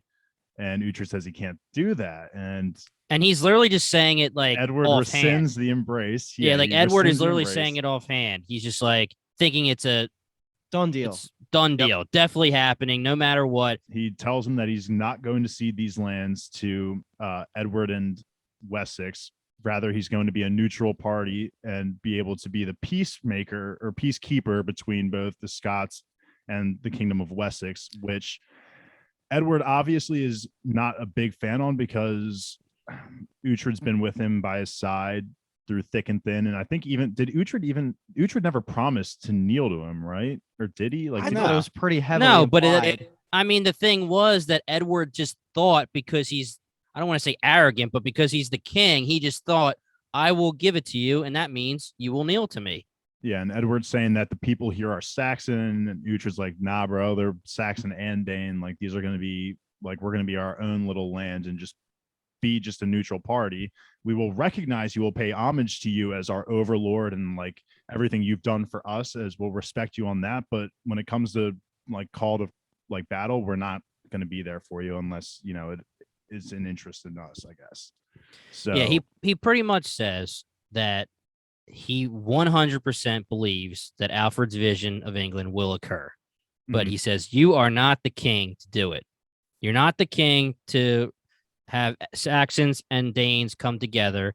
you've sown discord between them. Exactly. with You the ruined it, land, is yeah. basically what he was saying. Like, if this whole thing didn't happen in York, I think Uhtred would have been fine. Yeah, absolutely. Yes, Okay. I agree. I needed that.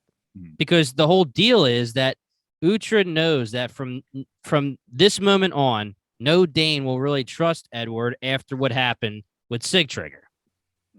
And he knows that eventually, as time goes on, his heirs will create England, and he will be fine with that. But he's not fine with Edward doing it, because he knows it's almost like the situation in my head that Ragnar, Bloodhair, Haesten, all them had, where it was like, yeah, we're under you, Ragnar. But Uhtred knew it was a shaky alliance and it wasn't going to be a real thing. So I feel like Uhtred had a feeling that if England was created under Edward, and okay, yeah, the Danes, you're good, you can live in Bebbanburg and Northumbria and this and that, they wouldn't really trust them, and it wouldn't really be a united nation under Edward. It would just be, I control you situation.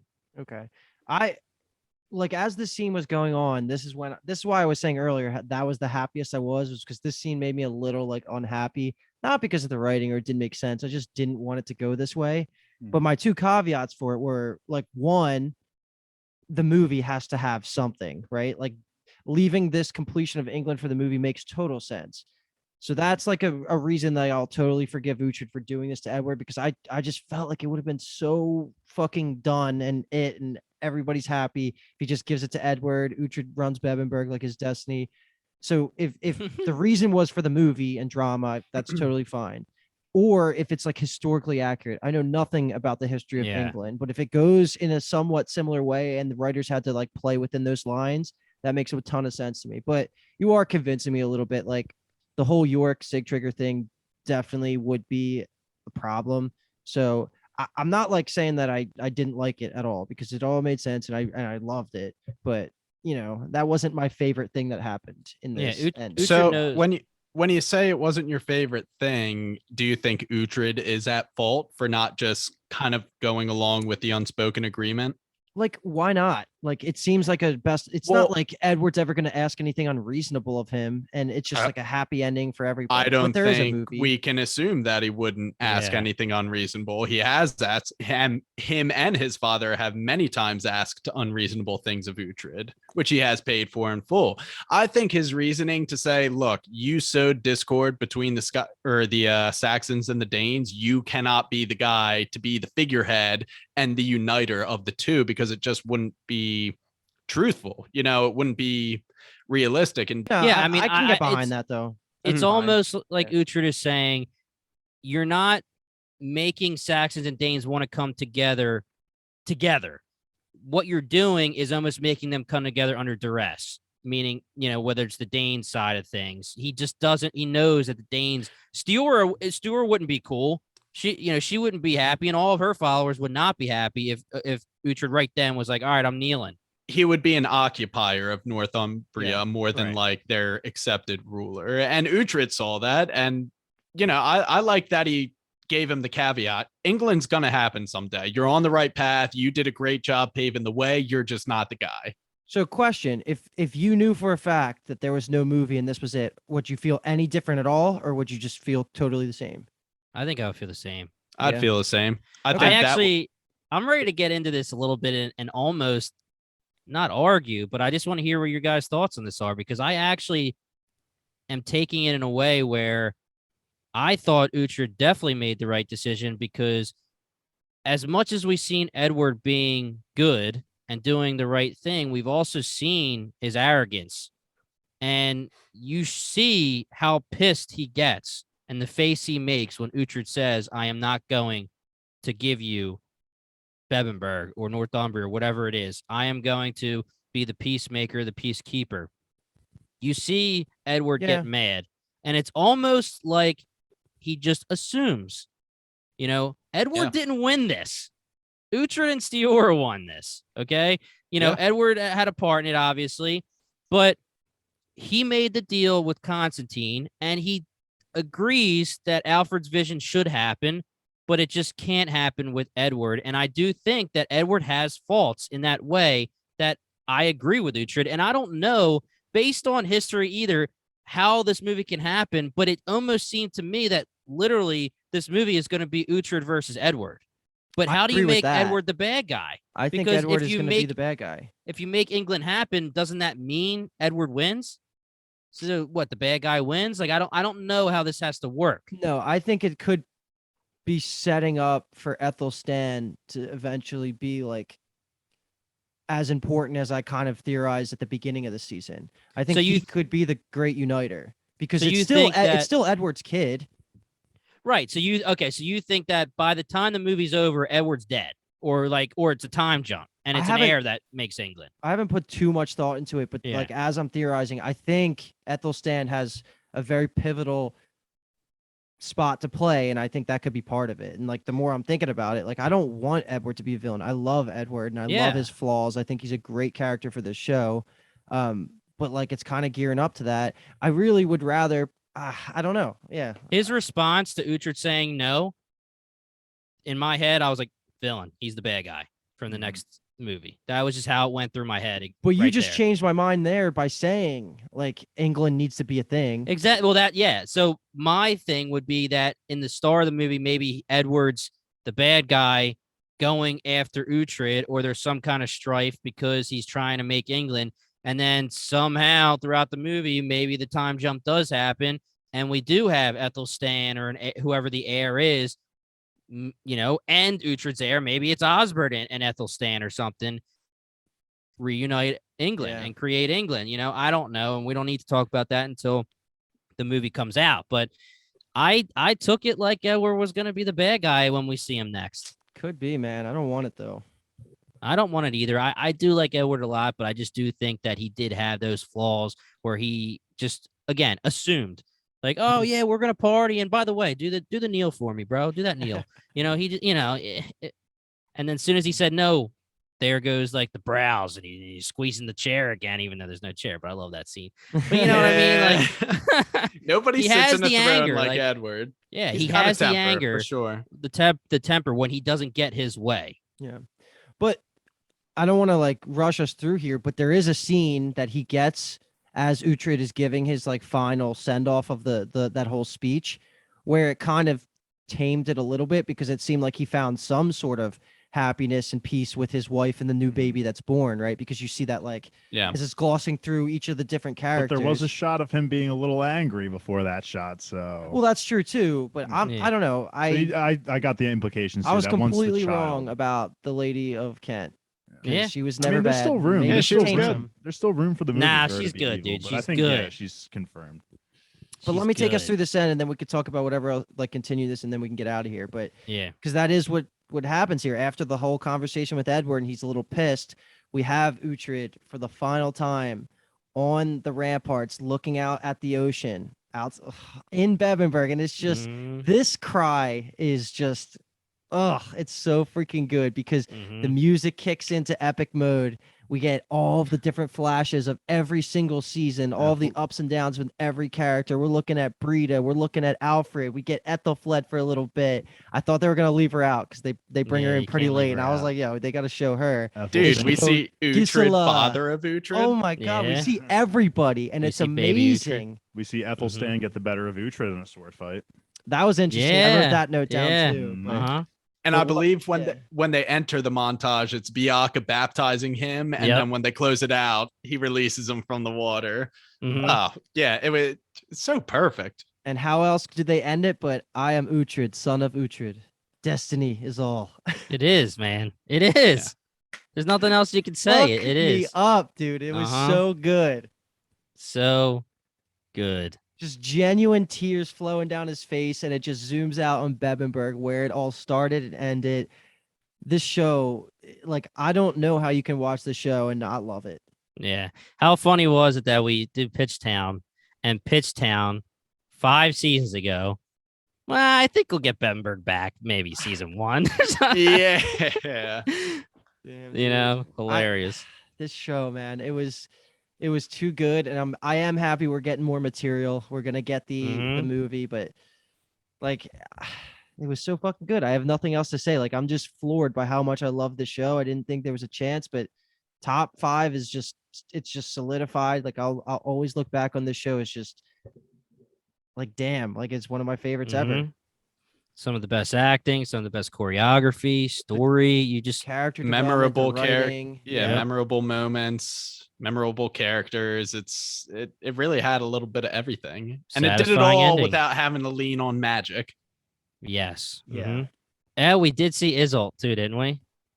We saw Isolde and Gisela. And Gisela. Yeah. And the kid, and like his first kids. Like, we saw everybody. It was just it was so well done. I'm sure the team that put together the flashback montage was like crying as they were crying.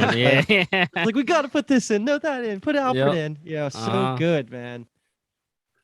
I got nothing else to add, bro. That was just a masterpiece of a show. It felt like an anime to me because animes are very well known for incorporating flashbacks into these like emotional scenes, and like a lot of like regular American television doesn't really flash back to those like season 1, season 2 moments a lot of the time. They usually just reference them when conversing with other people, but it's cool to see these shots because it felt like an anime to me where I'm just like getting the whole season recaps of everything and just getting re-emotional to Uhtred finally being at Bebbanburg. It's just can't believe it's over, man. Can't believe it.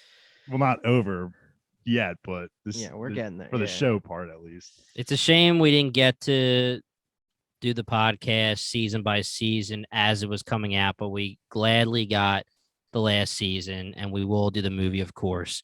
Do we want to end it with the top 5 and the bottom 3? All right. So we'll do top 3 for our favorite characters here. And this is as a series, as a completed project now, not thinking about the movie and future things, just absolute top 3 characters. And I mean, Uhtred's always going to be number 1. And the thing about this season is that I don't think my top 3 changed at all from season 5. I think mine did. I think I gained a little bit more perspective on certain characters because I had actually no. I think it's roughly the same as when we last. I'm for the most part. For the most Uhtred, part. Finnan, Alfred. Okay. Yeah, but we're doing no Uhtred. So you have to do one more. Okay, no Uhtred. I had Sigtrick as my third. He made it in there. I was just always assuming he was gonna die. Didn't want to fucking have that. Sigtrick didn't make it for you. Sigtrick was my 5th. Like if I include Uhtred, he would have been right next. Sigtrick and Ethelfled for what it's worth. All right, let me crush it real quick. Uhtred number 1, Father Biaka number 2, Alfred number 3. Who was the third? Alfred. Alfred's 3, and then I'm fucking doing top 5. I don't care. Finnan and then Ethelfled. And then Ethelfled, fist bump. Yeah. Just give me your top 20, Dave. Yes, I could literally just go down the list. No, but yeah, I think Ethelfled was the difference for me from the last time. I think I had Sigtrick or someone at that 5 spot, but I think looking back, I'm like Ethelfled cracks the top 5 for me, I think. I'm gonna go Uhtred, obviously number 1, Alfred, Finnan, Biaka. I don't think much changed, to be honest. Yeah. Ethelfled really would be in there, and Sigtrigger as well, but I could do a top 20 too. So let's just stick with those 3 and call it a day. And the one I will say for mine is I could definitely put Alfred over Biaka. I think you just have to catch me on one day. Like, who do you prefer? And if you watch the Uhtred Alfred scene, then Alfred's number 2. Yeah, exactly. I could be fresh if you watch that Biaka like, scene, now Biaka's number 2. Exactly. So B-Tom, did you go? I'm sorry. I did not. Thanks for remembering. Or not. So my top ones are going to be Uhtred, son of Uhtred of Bebbanburg. You guys know the deal. So Uhtred, Alfred, Biaka, Finnan. Love it. That's my top 4. That's my top 4. I can't believe that you guys have Biaka over Finnan. I love Biaka, but he's like 8. No, I have Biaka after Finnan. Yeah, I have Finnan and Biaka. Dave did. Oh, yeah. Let me just say, I actually do think I have one person that I want to talk about that's over Uhtred as number 1, and that's Destiny. That's all, dude. So true. How could we forget? Destiny number 1, Uhtred number 2. All right, now the bottom 3. This will also be a quick hitter. Yeah, this should also be like, okay, bottom 3 because we all have Burrito number 1. No shot. Okay, so this is going to be I would say what I did my list off of was least favorite characters, not like performances, not like characters you don't give a shit about. That's how I took it. Like, let's not say the Queen because we didn't give a shit about. Yes, okay. Right. That's my list is like that. Yes. Or is that I'm trying to figure this out here. Like, or are we saying because I have now. Let's just give your bottom characters, and then maybe if we need to explain it, we will. But so for me, my top 3 least favorite characters are number 1 being Brita. Obviously, I think don't say obviously, dude. I think we talk so much shit. It's obvious. So number 2 is actually going to be. This was where it was tough for me, but I had Abbot Uhtred. Ooh, that's a good one. Damn, I thought he was like terrible, and then number 3 was Ethelhelm, and then if I had to make a 4th, it would have been Ethelred. So that's wrong. Oh my god, that's hilarious. I'm missing people, dude. Yeah. So Abbot Uhtred that's why took it over. I think Abbot Uhtred I hated more than I did Ethelhelm, which was actually a surprise because I don't know why. I just feel like when I looked up a picture of Abbot Uhtred and I looked at his face and I was like, Yeah, that guy fucking sucks. That guy So, sucks. He made it 2 over Ethelhelm. Like Ethelhelm was right. like I thought a good character. I'll go next. Okay. Out of the Younger, That's he not just a bad pissed one. me off. Yeah, He that's really not a just bad pissed one. me off. Sven. Not a And bad then one. you kind of just made me say Abbott Edred because I feel like I have to. I had Ethelred, but I don't even have Brita on there because I just feel like they're worse. I think all those are worse than The Brita. only reason Ethelred wasn't like in my top 3 is because of those closing moments he had. Like if he ended his character arc being a dick, I think he would have easily I cracked think he my was top still 3. a dick, dude. He just Yeah, I couldn't think remember still he was a dick. Yeah. Go I'll ahead. go next. So I have Brita number 1, Mhm. and Damn, then you guys. Gap. So Brita was like my least favorite character this entire show. Yeah, I would Brita agree. number 1. So like Gap. you're telling me that you like Out of the Younger better than Brita? Yeah, because I just think Brita's fucking motivations for hating Uhtred so much that Well, she yeah, I literally agree, I changed the agree. landscape of the world and history so much. I just Yeah. hate her. I just hate everything Okay. about Brita. Gap, Ethelhelm number 2, Hmm. who rightfully gets destroyed. And then this is where I know no one's going to agree with me, but I'm just taking a hard stance on this. So I have King Uhtred. Yeah, Uhtred. I have him as Uhtred. third, and for the sole reason of me harping on the fact that the last time we saw him, he got off way too easy for what he did to Halleck specifically. Like he and Uhtred, making Uhtred a slave and go through all that PTSD torture, and then having Halleck get destroyed in the way that he did. All of that. He basically got the lightest slap on the wrist ever. I fucking think hated Uhtred. I left a little leniency for him because I thought he was going to be a bigger character, and I thought we were going to get more development from him, but he just got completely dropped as a character. So I definitely looking back now, I can definitely put him in. He probably like as a character, like kind of like Brita in a sense that I just didn't like their character arc. Yeah. Like in the moment, it was really good, and it could have been great if they just kept going with that story arc. But he just became. I'm pointing this out now too because in the sequence of like all the flashbacks, you see Halleck like on the boat. Like they gave him his respect. I was gonna that say, was yep, Uhtred's boy, and like Uhtred got nothing for giving him probably one of the worst deaths in the entire show. It was his. Yeah. So I'm all right I'm with- fucking I'm all right with heated that. right now. I want to fucking kill Uhtred. Who was Edith's brother's name? Erdwulf. Erdwulf. He was would've- pretty. He could have been up there too, but sorry, I keep. All right, B-Town, take us home. Yeah, if anybody cares to hear my bottom 3, I know Dave doesn't. I definitely not. Number 1, unfortunately, is Brita, and it's just when the blinder. Luke, I keep saying they just put blinders on. It made no sense why she hated Uhtred so much. It's well documented on this podcast. I'll tell you that much right now. Number 2 is going to be Skade because Yeah, I knew you were gonna say that. I knew you hated Skade. Yeah. I hated Skade. I you really, did. really hated her. She was manipulative and she was bringing nothing to the table. And if you listen to this podcast, you know I hated sorcerers in this show. So I don't trust them, and I disliked Skade a lot. Number 3, I have like 4 people here, and I can't really decide. I Just think rip off. Rip him off, dude. Yeah, I want to hear. Oda the Younger, Erdwulf, Oh, boy. Ethelhelm, Ethelred, and I Yeah. think Okay, I yeah. want to put Erdwulf as the third one because he had really no redeemable qualities. He was the royal ass kisser. Ethelred had like that little bit of redemption when he was on his deathbed, where you could say, potentially he would have been a good guy. Still hated his guts. Yeah, Erdwulf is my Ethelred might third have least. been higher on all of our lists if he died more recently, I would say. Because he was Yeah, in he his was prime bad, man. a He was cuck. awful. Yeah, Oh he was yeah, awful. he sucked. He had the scene where he hit his head and then went to battle and started kicking some ass, so that gives him a little bit of a point.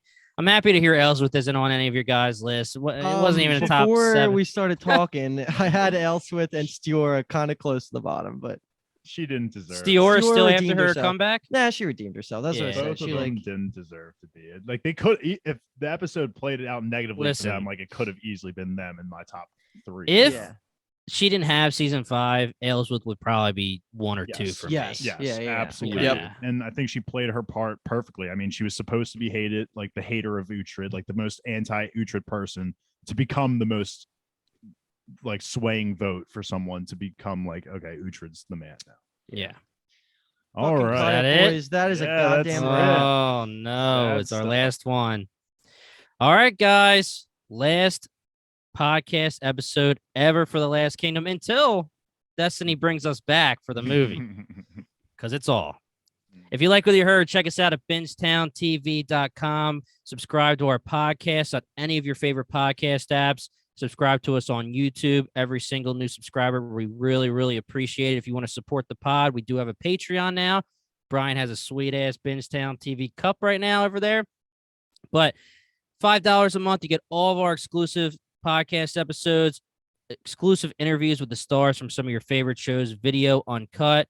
No edits there. You get to see everything.